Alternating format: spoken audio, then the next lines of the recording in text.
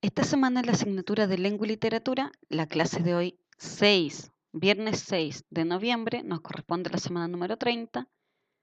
El objetivo de esta semana y de esta clase es analizar y evaluar textos de los medios de comunicación como noticias, reportajes, cartas al director, textos publicitarios o de las redes sociales, considerando los propósitos explícitos e implícitos del texto, una distinción entre los hechos y las opiniones expresadas, la presencia de estereotipos y prejuicios, la suficiencia de información entregada, el análisis e interpretación de imágenes, gráficos, tablas, mapas o diagramas y su relación con el texto en el que están insertos, y finalmente similitudes y diferencias en la forma en que distintas fuentes presentan un mismo hecho. ¿Ustedes alguna vez han leído el libro Alicia en el País de las Maravillas o han visto la película? ¿Qué les parece esta historia? En sí, Alicia, en el País de las Maravillas, trata sobre Alicia, una niña que está aburrida mientras su hermana lee un libro sin ilustraciones. Alicia no se puede resistir y sigue al conejo hasta una madriguera. Ella ve pasar un conejo, ¿cierto? Y lo sigue hasta su madriguera. Una especie de túnel que conduce a la niña a un universo asombroso lleno de juegos lógicos y graciosos enredos del lenguaje.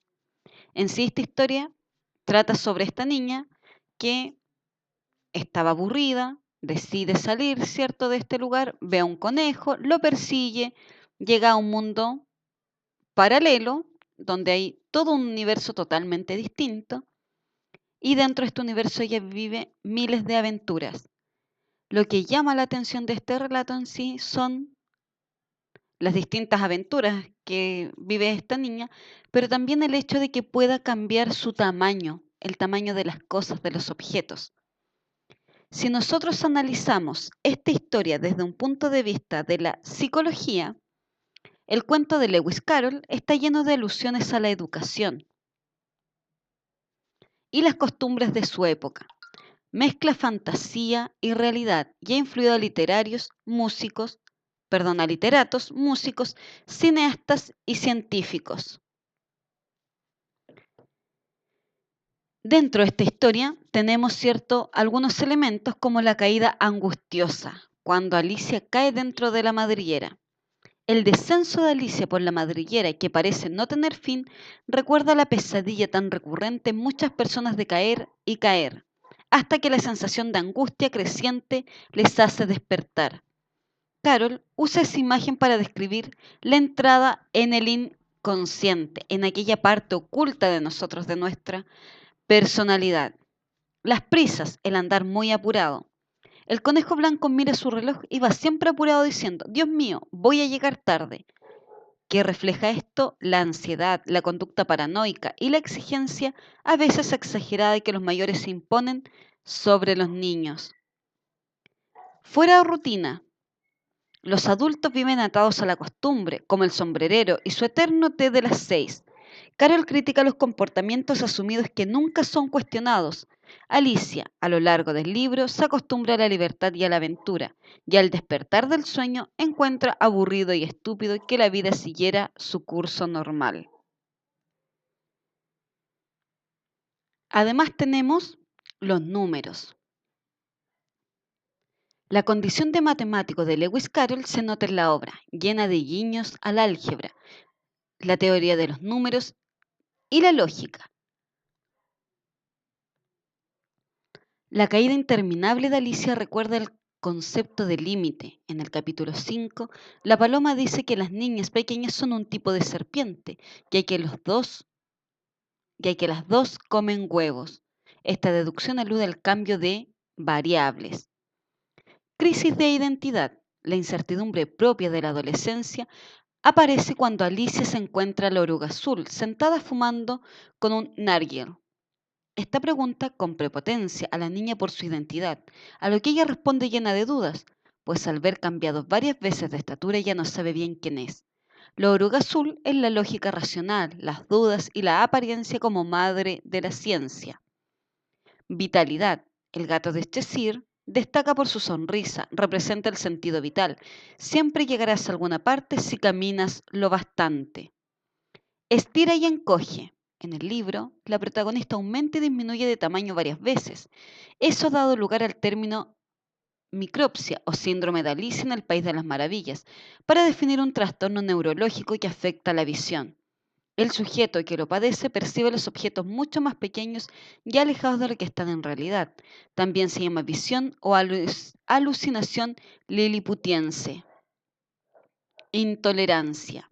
La reina de corazones gobierna despóticamente el país de las maravillas, narcisista, rígida y controladora.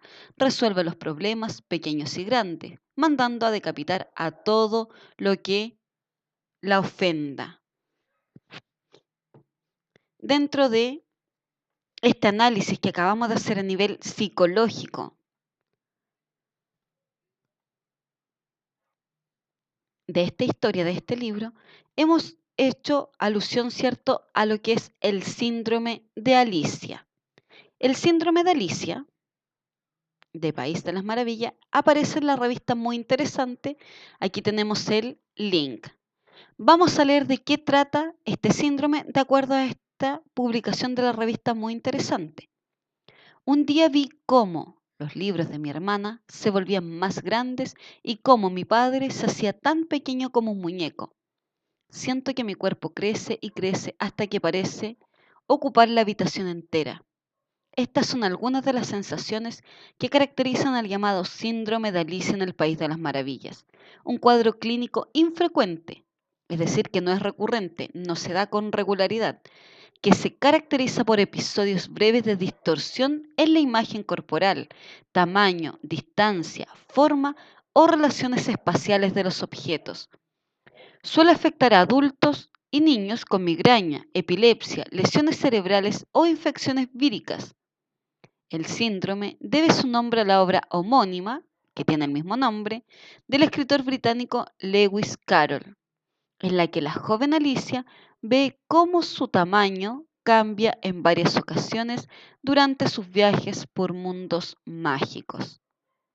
Investigadores gallegos han estudiado un caso excepcional de este trastorno neurológico en una niña de 8 años de edad que nunca había sufrido migrañas. Sus observaciones se publicaron en la revista de Neurología y expone que la niña sufrió trastornos de la percepción visual todos los días durante un mes y con una frecuencia de 2 o 3 días en las 2 semanas siguientes, sin haber tenido antes cefalias. La investigación corrió a cargo del equipo de María José Corral Canamés, autora principal del estudio y pediatra del Centro de Salud Aponte de Orense. Los pacientes que padecen este síndrome perciben alteraciones en la forma, tamaño y situación espacial de los objetos y las personas que los rodean, así como distorsión de la propia imagen corporal y del transcurso del tiempo. Según apuntan los estudios, los pacientes son conscientes en todo momento de que se trata de una alucinación transitoria, pero es tan intensa que suelen llegar a dudar de la realidad o a tener que mirarse en el espejo para comprobar su talla. Este síndrome también se ha asociado a otras ilusiones visuales como la palinopsia, imágenes múltiples, acromatopsia, no percepción del color, y la prosopagnosia, incapacidad de reconocer caras. Aunque las pruebas diagnosticadas aún no han permitido identificar ningún área del cerebro que se vea específicamente afectada, los resultados de los estudios realizados mediante tomografías computarizadas en pacientes durante su fase aguda revelan áreas de hipoperfusión en las proximidades del tracto visual y el córtex asociado. Este hecho podría dar explicación a las alucinaciones visuales de los pacientes. Los científicos sospechan que Charles Ludwig Dodgson, conocido mundialmente bajo el seudónimo de Lewis Carroll y afectado por migrañas, pudo haber sufrido este síndrome, de forma que las extrañas vivencias de Alicia durante su viaje a través de la madriguera del conejo eran de sobra conocidas por su creador. ¿Qué les pareció este reportaje que se ha hecho de este síndrome de Alicia? ¿Alguna vez lo habían escuchado? ¿Tenían alguna noción de la existencia de este síndrome? ¿Habían visto esta historia desde un punto de vista no solo como literatura, no solo como ficción, sino que tal vez ocultaba un trasfondo un tanto clínico quizás? En relación al texto que acabamos de leer y de la historia de Alicia, que sé que ustedes conocen de sobra, ¿qué cosas en común tiene este síndrome, el síndrome de Alicia, con las percepciones de Alicia, el personaje dentro de la novela?